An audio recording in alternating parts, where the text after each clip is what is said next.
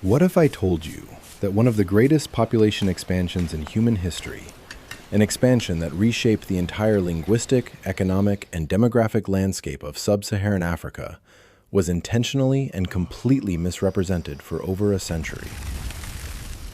But the real story is hidden in the dirt, in ancient, fragmented shards of clay, in sediment cores drilled from ancient lakes, and inside the very structural roots of the words spoken by millions of people today.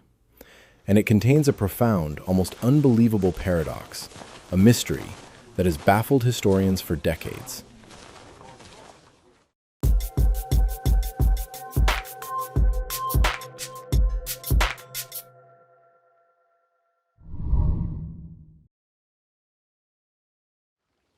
Greetings, fam. Thank you for watching African Elements. I'm the digital avatar of Professor Darius, here to present this online lesson while he's busy in the classroom.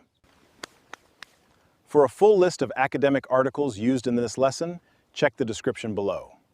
This video accompanies Chapter 1 of Sand, Clay, and Iron, Africa's Journey from the Stone Age to the Dawn of European Colonization. You can get the book at the link below if you'd like to follow along, but for now, let's jump in. Open up any old history textbook, and you'll likely read a very dramatic story about ancient Africa. It claims that a massive, unstoppable wave of Bantu warriors wielding iron weapons swept across the continent, playing a violent game of conquest. This colonial narrative is what you'd expect from a player versus player video game, where one group dominates another. But the truth, buried deep within ancient sediment cores and the intricate syntax of modern African languages, reveals something far more sophisticated, and it presents a profound historical paradox that completely baffled Western scholars. How exactly did a highly decentralized Stone Age farming society manage to absorb, integrate, and fundamentally transform an entire continent without centralized kings, without a standing military, and for the first 1,000 years, without a single iron weapon? To understand this, we have to look past the lies of imperialism and uncover the ultimate open-source survival network of the ancient world. The outdated Bantu expansion framework, championed by 19th-century imperial linguists like Karl Meinhof, was explicitly and strategically engineered to justify the European scramble for Africa. By framing ancient African history as an endless cycle of violent displacement and tribal warfare, colonial administrators desperately sought to prove that Africans were inherently incapable of peaceful, complex social organization. They needed a mythological history of ruthless African conquerors to mathematically justify their own brutal conquests. But pioneering scholarship by master historiographers like Jan Vansina completely dismantled this fiction. In his groundbreaking analysis of over 500 distinct language lists, Vansina proved there was never a singular, massive military march. Instead, comparative linguistic data reveals a highly sophisticated reality, at least 9 separate, successive regional diffusions. Based on rigorous vocabulary reconstructions, researchers traced the exact origin point of this ancestral Proto-Bantu society to the Bamenda highlands of western Cameroon. The initial peaceful dispersals began shortly after 3000 BCE. This movement wasn't a wave of destruction. It was a slow, deliberate radiation of localized ecological knowledge. Modern archaeology and linguistics tell us that the spread of Bantu languages and farming across Western, Central, and Southern Africa looks much more like a massive collective effort to survive. Instead of a sudden invasion, this was a slow, epic journey. It took thousands of years for early farming communities to adapt to new environments and share knowledge with the people they met along the way. When we look past the myth of the conqueror, we see the true ingenuity of ancient African societies. Their success relied on complex social organization and a deep capacity for cooperation. Early European scholars assumed the expansion required military force. They believed these migrating groups used superior iron weapons to overpower the people already living in their path. The archaeological record reveals a different timeline. The earliest Bantu-speaking communities moving out of West Central Africa didn't have iron at all. They were Stone Age farmers using polished stone axes and wooden digging sticks. Ironwork only appeared centuries after the initial migrations were well underway. It was a tool these communities picked up and integrated long after they had already established themselves in new lands. Because the expansion was successful long before iron arrived, we know it was driven by agricultural skill and social strategies rather than weapons. Let that factual reality sink in. The ancestral Proto-Bantu communities were completely unacquainted with metallurgical technology. They had no iron swords. They had no steel spears. In an exhaustive linguistic deep dive regarding the introduction of ironworking, researchers established an absolute timeline that destroys the invasion myth entirely.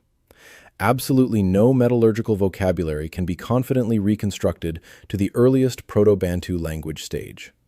Specialized terminology for iron production, specific words for metallurgical bloom, bellows, and advanced smelting tools, only emerged much later, deeply localized within specific regional language branches. For example, look at the ancient linguistic root word ade. Originally, this word simply meant stone.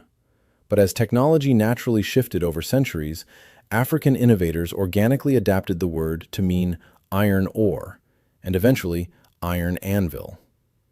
The technology itself actually diffused southward from the Nigerian plateau, specifically near the Nok culture sites, long after 800 BCE.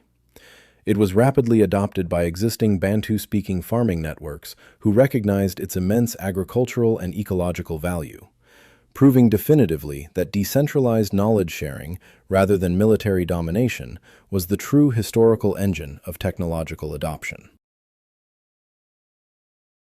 These migrating populations couldn't just walk in a straight line. Their pace was dictated by the landscape, forcing them to navigate drastically different natural environments. When these groups reached the Central African rainforest, their progress ground to a halt. This landscape was so challenging that it delayed the expansion by roughly 300 years. Surviving here required entirely new strategies. They had to pause their migration and focus on adapting their crops, cultivating root vegetables like yams that could thrive in low-light, humid environments. Once they pushed through the forest and reached the savannas, their movement sped up. These open grasslands were a familiar landscape where their existing farming techniques worked best. They also utilized the continent's natural high-speed routes. Major waterways, specifically the Congo and Zambezi rivers, provided fertile soil and acted as vital highways for these farming communities. Environmental barriers and natural pathways were the true directors of this history, not military ambition. Think about the sheer scale and profound ingenuity of this ecological adaptation. African communities weren't just walking aimlessly into the unknown. They were actively decoding and mastering some of the most complex, unforgiving biomes on planet Earth. As researcher Rebecca Grolemund and her international team demonstrated in their groundbreaking 2015 phylogenetic study, which analyzed 424 distinct Bantu languages against highly detailed paleoclimatic reconstructions, ecological habitats directly and profoundly altered the route and pace of human dispersals. They could not simply rush forward with brute force. They had to invent entirely new subsistence strategies. And this is where cutting-edge climate data perfectly intersects with human agency.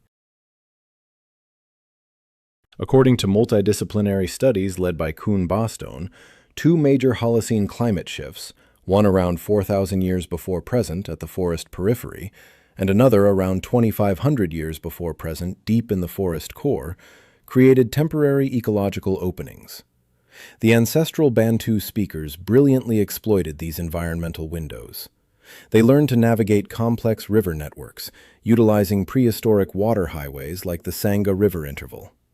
This crucial ecological corridor allowed highly autonomous village communities to move food, newly domesticated crops, and complex social ideas safely through the dense forest core, without causing the kind of devastating anthropogenic deforestation that plagues modern industrialized societies.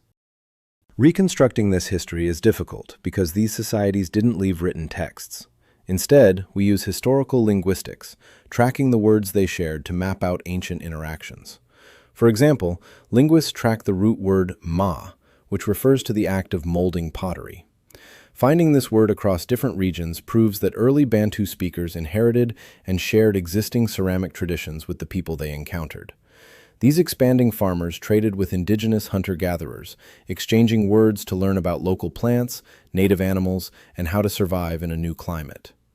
This shared vocabulary shows us how people were passing on the specific knowledge needed to thrive in a new place. This long-term social integration is a hallmark of cooperation, suggesting that these groups were finding ways to live together rather than simply fighting for territory. This brings us back to the core mystery of our story, the pottery connection that leaves an undeniable physical trail in the dirt.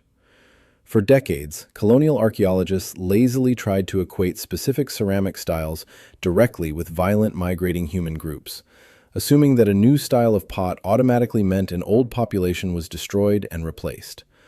But modern linguistic anthropology shattered this assumption entirely. In the famous study, Pots, Words, and the Bantu Problem, scholars meticulously analyzed over 5,800 distinct ceramic vocabulary terms across 400 distinct African languages. What they discovered was revolutionary.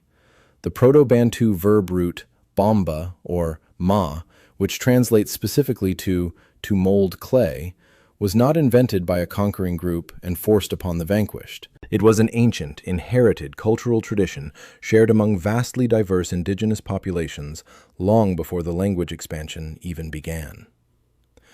The pottery, such as the famous Urewe ceramics found near the Great Lakes region, wasn't moving because of a violent takeover. It was moving because of generations of deep, intimate intercultural bilingualism, shared apprenticeships, and localized, mutually beneficial trade networks. Today, modern genetic studies show how these groups live together. When we look at the DNA of current populations, we see different strands weave together. Bantu speakers today carry significant DNA from indigenous groups that inhabited eastern and southern Africa long before farmers arrived. This points to a symbiotic relationship. Foragers provided products from the forest and specialized ecological knowledge, while the farmers traded grain and tools. This biological and social fusion proves that, with few exceptions, early African societies thrived through integration, choosing mutual survival over domination. The true Bantu expansion stands as one of the most remarkable human achievements in history. Rooted in resilience and environmental mastery, we can finally set aside the colonial myth of a violent takeover. The evidence points to a reality where different groups work together to build a future. The success of this journey across the continent was driven by sharing knowledge and cultural remixing. And today, the modern genetic proof is absolutely undeniable, mathematically confirming exactly what the comparative linguists and the ancient potters have been telling us all along. Modern genomic sequencing studies, such as those published by Skoglund and colleagues, analyzing contemporary Bantu-speaking populations across the entire continent, reveal a striking, beautiful truth that completely upends the old Eurocentric models. Today's descendants carry deep, highly significant percentages of DNA inherited directly from the original autochthonous hunter-gatherer groups their ancestors first encountered thousands of years ago, including the Central African foragers and the sand populations of the South. What we see encoded in the very blood of modern African populations is the absolute, irrefutable proof of long-term biological fusion, peaceful intermarriage, and profound, voluntary social integration. African societies mastered the art of cultural assimilation without resorting to genocide. The foragers provided incredibly specialized ecological survival knowledge, teaching the incoming farmers how to identify medicinal forest products, navigate local terrain, and survive cyclical droughts, while the migrating farmers traded cultivated grain, highly efficient root crops, and eventually the sophisticated agricultural tools that sustained expanding populations. We have solved the paradox. It wasn't an empire of blood, it was an empire of collective knowledge, sustained by the sheer brilliance of human cooperation. If you found value in this breakdown, please like the video to help the channel grow. And I want to hear from you. Which of these adaptations, the farming skills or the linguistic sharing, do you think was most important for survival? Drop your thoughts in the comments. Dropping this old colonial lens reveals a deeply African history where the greatest engine of progress is cooperation. Don't forget to subscribe to African Elements so you never miss a lesson. For those who want to support the channel directly and get access to ad-free videos, please subscribe to my Patreon. And if you want to keep learning, check out my video on the Great Zimbabwe and African urbanization. Stay educated, stay empowered, and I'll see you in the next one.